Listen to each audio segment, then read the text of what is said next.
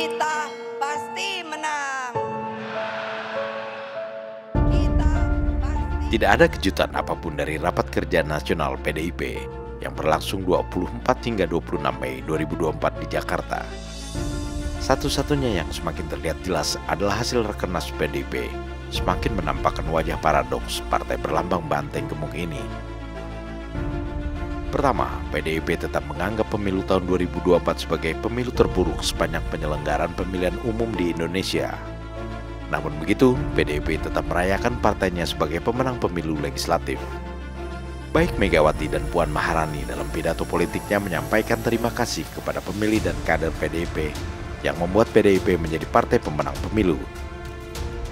Paradoks sebenarnya, di satu sisi menganggap pemilu terburuk, tapi di sisi lain menerima hasil dan merayakan kemenangan partainya pada pemilu 2024.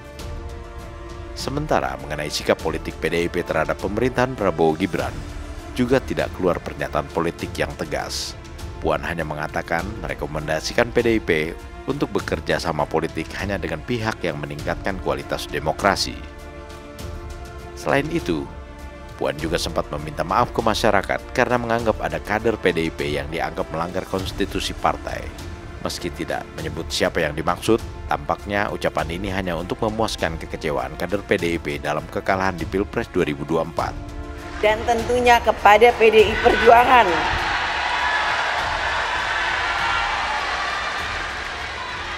yang telah dipercaya rakyat memenangkan pemilu legislatif 3 kali berturut-turut.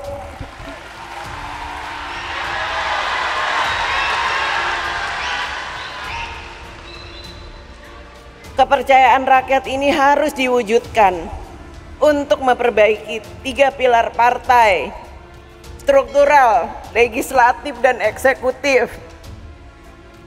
Sehubungan dengan adanya perilaku kader partai yang tidak menjunjung tinggi etika politik, tidak berdisiplin, dan melakukan hal-hal yang bertentangan dengan ideologi partai, serta melakukan pelanggaran konstitusi dan demokrasi, Rakernas 5 partai menyampaikan permintaan maaf kepada seluruh rakyat Indonesia.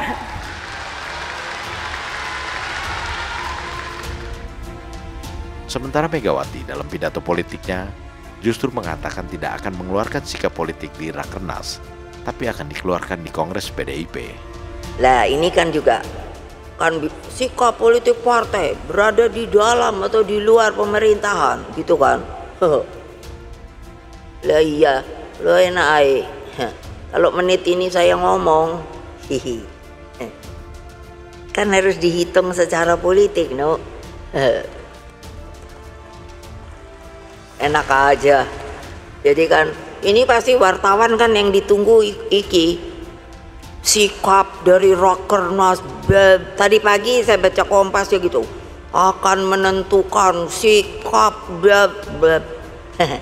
aku sambil sarapan gitu kan, aku bilang enak aja ya dong, gua mainin dulu dong.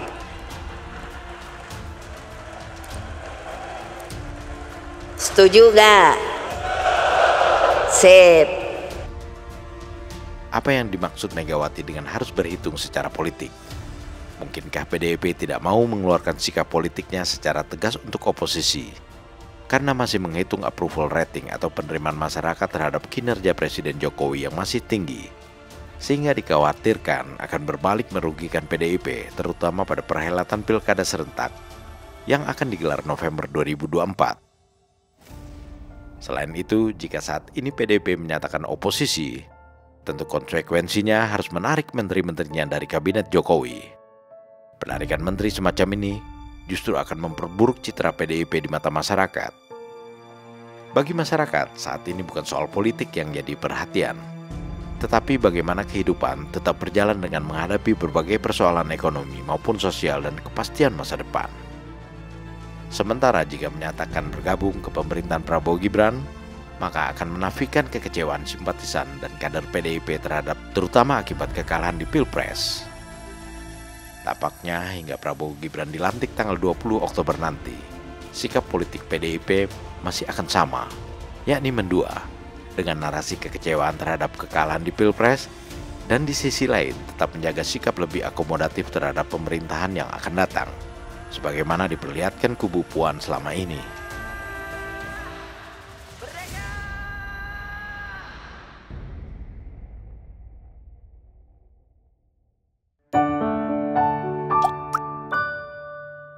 Men of our time.